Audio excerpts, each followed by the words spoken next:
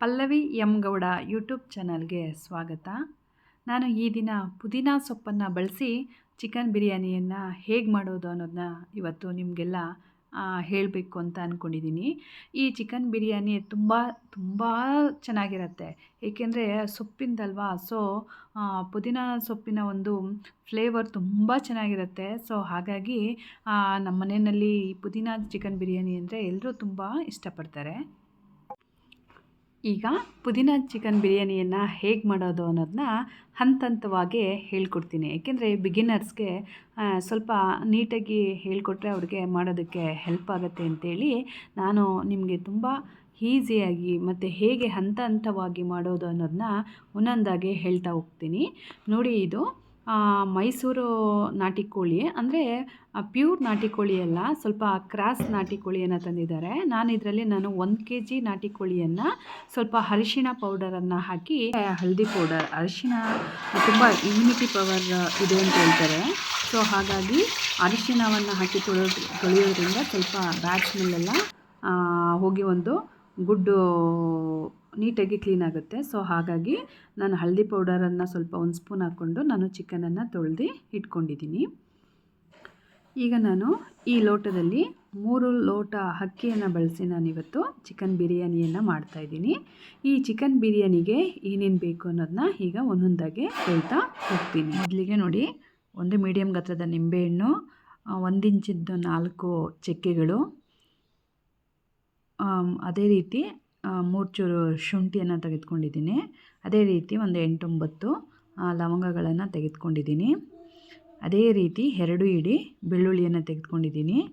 1/4 ಇಡಿಯಷ್ಟು ಕಾಳು ಮೆಣಸನ್ನು ತಗೊಂಡಿದ್ದೀನಿ. ಹಾಗೆ ಇದಕ್ಕೆ ಮುಖ್ಯವಾಗಿ ಬೇಕಾದಂತಹ ಸೊಪ್ಪು, ಪುದೀನ ಸೊಪ್ಪು ಸ್ವಲ್ಪ ಜಾಸ್ತಿ ಇರಲಿ, ಕೊತ್ತಂಬರಿ ಸ್ವಲ್ಪ ಕಡಿಮೆ ಇರಲಿ. ಅದೇ ರೀತಿ 1 ಲೋಟಕ್ಕೆ ನಮ್ಮ ಖಾರ ಹೇಗೆ ಬೇಕು ಹಾಗೆ ನಾನು 1 ಲೋಟಕ್ಕೆ 5 ಮೆಣಸಿನ್ಕಾಯಿ ಅಂತ ಹಾಕ್ಕೊಂಡಿದ್ದೀನಿ. ಅದೇ ರೀತಿ ಒಗ್ಗರಣೆಗೆ 1 ಈರುಳ್ಳಿಯನ್ನು ಸಣ್ಣದಾಗಿ ಕಟ್ ಮಾಡ್ಕೊಂಡಿದ್ದೀನಿ. ಈಗ ರುಬ್ಬೋದಕ್ಕೆ ಈರುಳ್ಳಿ, ಬೆಳ್ಳುಳ್ಳಿ, ಚಕ್ಕೆ, ಲವಂಗ, ಮೆಣಸು, ಅದೇ ರೀತಿ ನಾನು ಹಸಿರು ಮೆಣಸಿನ್ಕಾಯಿನೂ ಹಾಕ್ಕೊಂಡು ಒಂದು 1/4 ಸ್ಪೂನಷ್ಟು ಅರಿಶಿಣವನ್ನು ಹಾಕ್ಕೊಳ್ತಾ ಇದ್ದೀನಿ. ಮತ್ತು ಅದಕ್ಕೆ 1/4 ಲೋಟ ಅಥವಾ ಸ್ವಲ್ಪ 20% ನೀರನ್ನು ಹಾಕ್ಕೊಂಡು ಫಸ್ಟು ಇದನ್ನು ಗ್ರೈಂಡ್ ಮಾಡ್ಕೊಳ್ತೀನಿ. ಗ್ರೈಂಡ್ ಮಾಡ್ಕೊಂಡಾದಮೇಲೆ ಸೊಪ್ಪನ್ನು ಕೊನೆಯಲ್ಲಿ ಹಾಕ್ತೀನಿ, ಯಾಕಂದರೆ ಫ್ಲೇವರ್ ತುಂಬ ಚೆನ್ನಾಗಿರುತ್ತೆ. ಸೊಪ್ಪಿನ ಫ್ಲೇವರು ತುಂಬ ಚೆನ್ನಾಗಿ ಇರೋದ್ರಿಂದ ಲಾಸ್ಟಲ್ಲಿ ನಾನು ಹಾಕ್ಕೊಳ್ತಾ ಇದ್ದೀನಿ. ಇದನ್ನು ಗ್ರೈಂಡ್ ಮಾಡ್ಕೊಂಡಾದ್ಮೇಲೆ ಇದು ಸೀಕ್ರೆಟ್ ಅಂತ ಹೇಳ್ಬೋದು. ನಿಂಬೆ ಹುಳಿಯನ್ನು ನಾನು ಇದಕ್ಕೆ ಬಿಟ್ಕೊಳ್ತೀನಿ, ಯಾಕೆಂತಂದರೆ ಅದ್ರ ಕಲರು ತುಂಬ ಚೆನ್ನಾಗಿ ಗ್ರೀನೀಸ್ ಆಗಿರುತ್ತೆ. ಸೊ ಹಾಗಾಗಿ ಅಕ್ಕಿಯನ್ನು 3 ಲೋಟ ಅಕ್ಕಿಯನ್ನು ನಾನು ನೆನೆಸ್ಕೊಂಡಿದ್ದೀನಿ. ಈಗ ಪಾತ್ರೆಯನ್ನು ಇಟ್ಟು ನಾನು 6ರಿಂದ 7 ಸ್ಪೂನು ನಾನು ಎಣ್ಣೆಯನ್ನು ಹಾಕ್ತಾಯಿದ್ದೀನಿ. ಅದೇ ರೀತಿ ಹಚ್ಚಿಟ್ಕೊಂಡಿದ್ದಂಥ 1 ಈರುಳ್ಳಿಯನ್ನು ಹಾಕ್ಕೊಂಡಿದ್ದೀನಿ. ಹಾಕ್ಕೊಂಡು ಚೆನ್ನಾಗಿ ಇದನ್ನ ಎಣ್ಣೆಯಲ್ಲಿ ಫ್ರೈ ಮಾಡ್ಕೊಳ್ಳೋಣ. ಈರುಳ್ಳಿಯನ್ನು ಒಂದು ಸ್ವಲ್ಪ ಕಲರ್ ಚೇಂಜ್ ಆದಮೇಲೆ ಸ್ವಲ್ಪ ಕಸ್ತೂರಿ ಮೇಥಿಯನ್ನು ಸ್ವಲ್ಪ ಉದುರಿಸ್ಕೊಳ್ಳೋಣ, 1 ಸ್ಪೂನಷ್ಟು. ಉದುರಿಸ್ಕೊಂಡಾದ್ಮೇಲೆ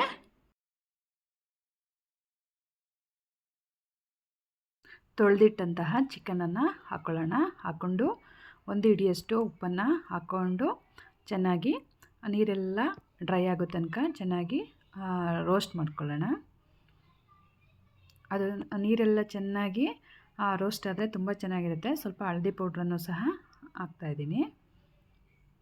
ನೋಡಿ, ಈ ರೀತಿ ಎಣ್ಣೆ ಅಂಶ ಬಿಟ್ಕೊಂಡು ಚಿಕನ್ ಫ್ರೈ ಆಗಬೇಕಾದ್ರೆ ನಾವೇನು ಮಾಡ್ಕೊಳ್ಳೋಣ, ರುಬ್ಬಿಟ್ಕೊಂಡಿರ್ತಕ್ಕಂತಹ ಖಾರವನ್ನು ನಾವು ಚಿಕನ್ಗೆ ಹಾಕಿ ಚೆನ್ನಾಗಿ ಸ್ಪೂನಲ್ಲಿ ನಾವು ಅದನ್ನು ತಿರುಗಿಸ್ತಾ ಇರಬೇಕು. ಏಕೆಂದರೆ ಖಾರನೂ ಸಹ ಆ ಚಿಕನ್ ಮತ್ತು ಬಿಟ್ಕೊಂಡಿರ್ತಕ್ಕಂಥ ಎಣ್ಣೆಯಲ್ಲಿ ಬೆಂದರೆ ತುಂಬ ಚೆನ್ನಾಗಿ ಇರುತ್ತೆ.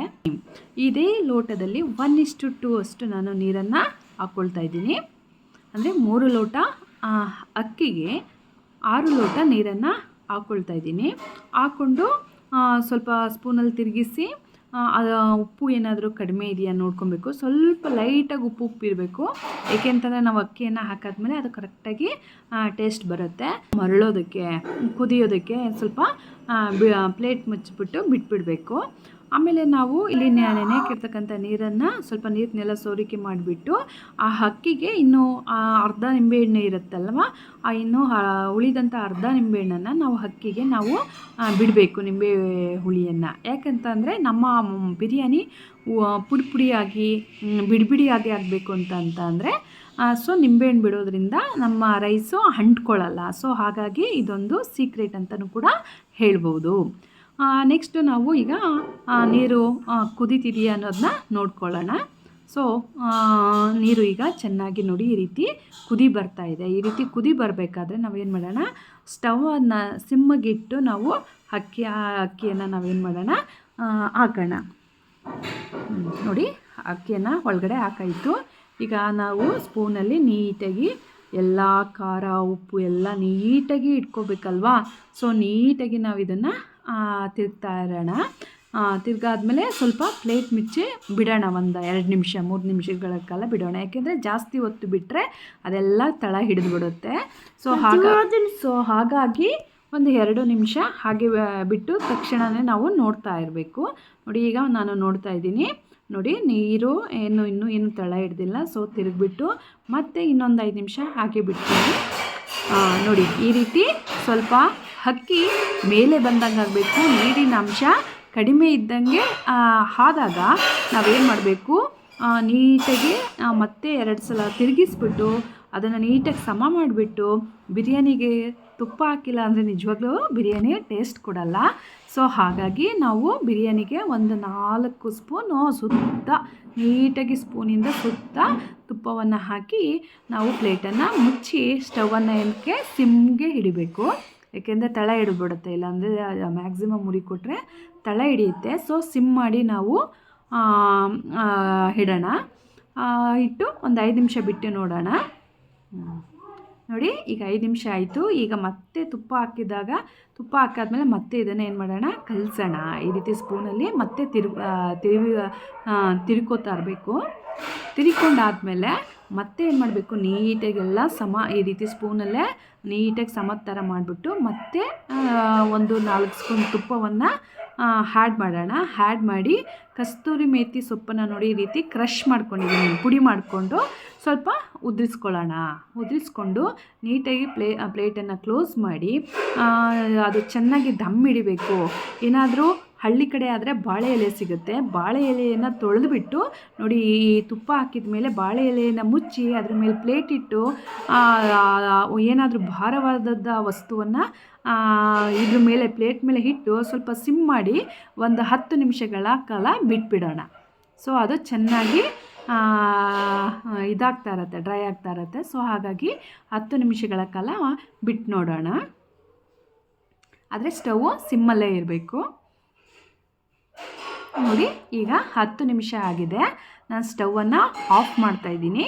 ಸೊ ಪಾತ್ರೆಯನ್ನು ಸ್ಟವ್ವಿಂದ ಇಳಿಸಿ ತಕ್ಷಣ ನಾವೇನು ಮಾಡಬಾರ್ದು, ಓಪನ್ ಮಾಡಬಾರ್ದು. ಏಕೆಂದರೆ ಅದು ಸ್ವಲ್ಪ ಪಂಗಬೇಕು ಅಂತ ಹೇಳ್ತಾರೆ, ಸ್ವಲ್ಪ ಅನ್ನ ಹರಳಬೇಕು. ಸೊ ಹಾಗಾಗಿ ಇಳಿಸಾದ್ಮೇಲೆ ಒಂದು 5 ನಿಮಿಷ ಅದನ್ನು ನಾವು ಮುಟ್ಟೋದಕ್ಕೆ ಹೋಗೋದು ಬೇಡ. ನೋಡಿ ಈಗ ನಾನು ತೆಗಿತಾ ಇದ್ದೀನಿ. ನೋಡಿ ಅನ್ನ ತುಂಬ ಚೆನ್ನಾಗಿ ಫ್ಲೇವರು ಬರ್ತಾ ಇದೆ. ನನ್ನ ಮಗ ಅಂತೂ ಅಮ್ಮ ಅಂತ ಇದೆ, ಅಮ್ಮ ಹೇಗಿದೆ ಅಮ್ಮ, ಆಯ್ತಮ್ಮ ಅಂತ ಬರ್ತಾನೆ ಇದ್ದ ಸ್ಟವ್ ಹತ್ರ. ಸೊ ಹಾಗಾಗಿ ಈಗ ಫಸ್ಟು ಅವನಿಗೆ ಕೂಡ ನಾನು ಇದನ್ನು ಸರ್ವ್ ಮಾಡ್ತೀನಿ. ನೋಡಿ ಇದು ತುಂಬ ಫ್ಲೇವರು, ಪುದೀನ ಸೊಪ್ಪಿನ ಫ್ಲೇವರು, ಆದ್ದರಿಂದ ಇದು ತುಂಬ ತಿನ್ನೋದಕ್ಕೆ ಚೆನ್ನಾಗಿರುತ್ತೆ. ಸೊ ಹಾಗಾಗಿ ನೀವು ಒಂದು ಸಲ ಟ್ರೈ ಮಾಡಿ. ನಿಜವಾಗ್ಲೂ ಯಾವ ಹೋಟೆಲಲ್ಲೂ ಕೂಡ ಈ ರೀತಿ ಟೇಸ್ಟ್ ಇರಲ್ಲ. ಏಕೆಂದರೆ ನಾವು ಮನೆಯಲ್ಲೇ ನೀಟಾಗಿ ತೊಳೆದು ನಾವೇ ಶುಚಿಯಾಗಿ ಮಾಡಿ ತಿನ್ನೋದ್ರಿಂದ ಅದರಲ್ಲಿ ಸಿಗ್ತಕ್ಕಂಥ ಮಜನೇ ಬೇರೆ ಇರುತ್ತೆ. ಸೊ ಹಾಗಾಗಿ ಹೇಗಿದ್ದರೂ ಈಗ ಡಿಸೆಂಬರ್ ತುಂಬ ಚಳಿ ಇರುತ್ತೆ. ಮನೆಗೆ ಹೋದ ತಕ್ಷಣ ಏನಾದರೂ ಬಿಸಿದು ಸ್ವಲ್ಪ ಸ್ಪೈಸಿಯಾಗಿರೋದನ್ನ ತಿನ್ನೋಣ ಅಂತ ಅನಿಸ್ತಿರುತ್ತೆ. ಸೊ ನೋಡಿ, ನಾಳೆ ಹೇಗಿದ್ದರೂ ಸಂಡೇ ಇದೆ, ಎಲ್ಲರೂ ಟ್ರೈ ಮಾಡಿ, ತುಂಬ ರುಚಿಯಾಗಿರುತ್ತೆ. ಮಾಡಿ ನನಗೆ ಕಮೆಂಟ್ ಮಾಡಿ. ಓಕೆ ಫ್ರೆಂಡ್ಸ್, ನಾನು ಇನ್ನು ಬರ್ತೀನಿ. ಚೆನ್ನಾಗಿದೆ, ನಾಟಿ ಕೋಳಿ ಟೇಸ್ಟ್ ಅದೇ, ಇದು ರೈಸು ಚೆನ್ನಾಗಿದೆ. ಸರಿ ಅಂಕಲ್.